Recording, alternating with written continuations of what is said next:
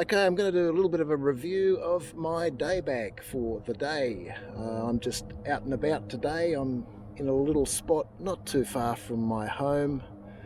It's a pine plantation, but where I'm at now is it's just transitioning from the pine plantation to a bit of native vegetation. And it's actually not too far from a pretty major highway intersection, so you might even hear a bit of traffic activity behind me. My loadout for the day, this is the Helikon Tex. It's the Foxtrot, I think it's the Mk2 model. So I thought I'd give a bit of a run through and give you some of my impressions about the bag. I've had it for a couple of years. I think the main distinguishing feature of this bag is that it's really an enlarged sort of fanny pack or bum bag, but it comes with these shoulder straps. Now you can take these off if you want to. I never have. I find it's really good for helping to distribute the weight. And there's a few advantages with this system. It takes the weight off your shoulders, it puts the weight right on your hips, and it also gives you effectively a bare back, which is a bit of a factor when the weather's pretty hot. Your back's not going to get quite as sweaty. The drawbacks of this bag, I think it's a little bit small in terms of its carrying capacity. It really is restricted to being a day bag. You've got a couple of options for molly pouches. I put 2 molly pouches on the waist belt here just to give me a little bit of extra storage space. So I'll give you a quick run through as to what I'm carrying. And I think a good feature of it is you've got these 2 large water bottle pockets. So for a small setup you can have your water carry quite well balanced. So I've got an Nalgene 1 litre bottle on that side. Let me just put that there. I've got my Pathfinder canteen on this side. And if I can get it out one-handed, the Pathfinder cup. And the bare bones Pathfinder stove. Let me just put this down so I can get it out. So one thing with the size of the bag, I've just opted to take this and just use twigs, small bits of wood to make the fire, so there's no stove option I'm carrying out with me today, because it's not so much the weight, it's the size that a stove and the fuel for the stove is going to take up.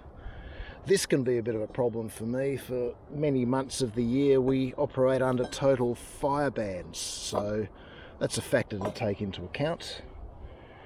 So we'll open the bag. I should say as well that when I'm complaining about the size capacity, you've got the option with this rubber band strap to latch something to the top of the bag, and you've got the option underneath also with these compression webbing straps. You can also mount something under the bag. So in terms of what I'm carrying, oh, this is not easy with one hand. Okay. So the first of the internal pockets is at the top. I should say it's all YKK zips. So you've got a mesh zip pocket at the top. I've got my fire lighting rod, hand sanitizer, lighter. We've got the main compartment. First things, I've got my lunch. So I've got noodles, and I've got a tin of chili chicken, shredded chicken breast meat. Let me give you a tip, this is a pretty tasty combo if you're out and about. I've got my folding cup. I've got my knife for the day.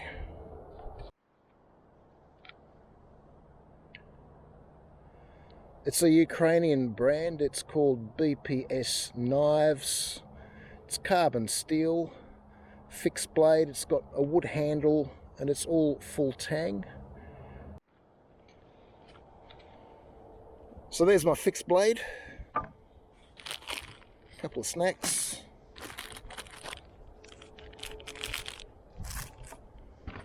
I've got my EDC pouch. There's a pen in there, a torch, a lighter, and I've got my field notes book. At the back of that I've got some basic first aid supplies. I've got my bandana. I've got my shemog. And I've got my pot lid and holder.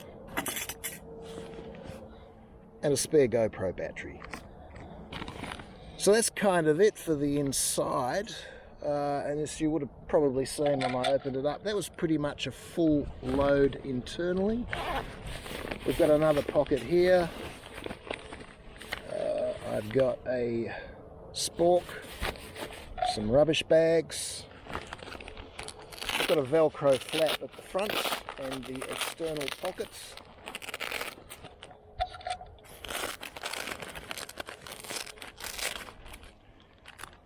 I've got my phone, folding knife and fork set, and my hot beverages. So let's have a look at these side pockets. This is like a general all-purpose bag.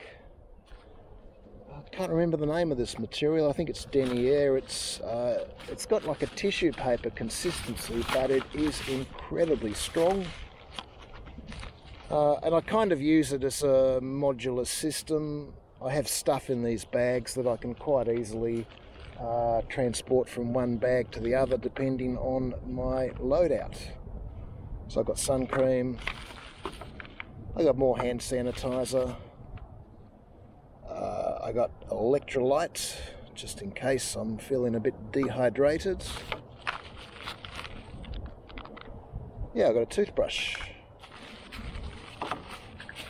I got bug spray,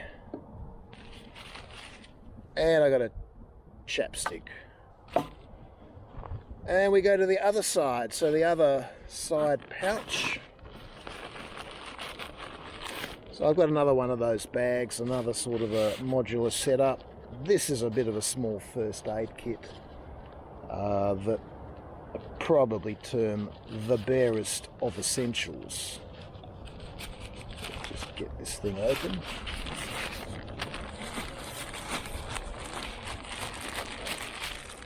So I have got 2 of these crepe bandages, 10 centimetre by 2.3 metres. This is Australia, so we have to deal with the fact that our wilderness contains a range of quite venomous snakes, and to be honest, they're out there. If you know where to look, you'll find them, but it's pretty rare that you'll have an encounter with a snake here in Australia. They can pick up ground vibrations, so they can sense your approach well before you're getting in their proximity, and they tend to move out of your way and to hide from you.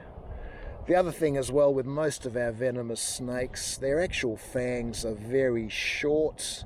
If you're wearing long pants, which I recommend you always do in the Australian bush, they're going to have a job getting their fangs through the fabric of your pants anyway. But if they do bite you, last time I looked into it, the recommended first aid treatment is to tightly bind the bitten limb with 2 of these bandages and get immediate help. So that's that. I would view this as pretty much an essential if you're out in the bush, just in case. Other than that, I think I've got some alcohol wipes, some band-aids, and I've got the elastic clips for the bandage. So that's my full loadout for the day. My overall impressions, I think it's a very good system. It's a benefit to get the weight of your load off your shoulders and onto your hips. It just feels less fatiguing. I think it's a good idea with this system to get a bag actually off your back. It stops your back sort of getting all sweaty and gammy. It's a bit more comfortable. The drawbacks, well, it is a bit small in terms of its loadout. That just means, oh, we've got some kangaroos over there. Just had about 6 of them jump past. Its drawbacks, as I said, is you're somewhat limited for storage space. Just means you've got to be a bit more sensible in terms of what you decide to pack. I always like to make sure I've got 2 litres of water. My sacrifice, if you like, for this loadout is there's no dedicated stove or fuel for that stove. I'm going to be reliant on this and twigs, basically, lighting a very small fire for my boiling of water. Alright, look, thanks for watching, and you take it easy. Just thought I'd show you this. We've got some kangaroo droppings. And if you just come over here,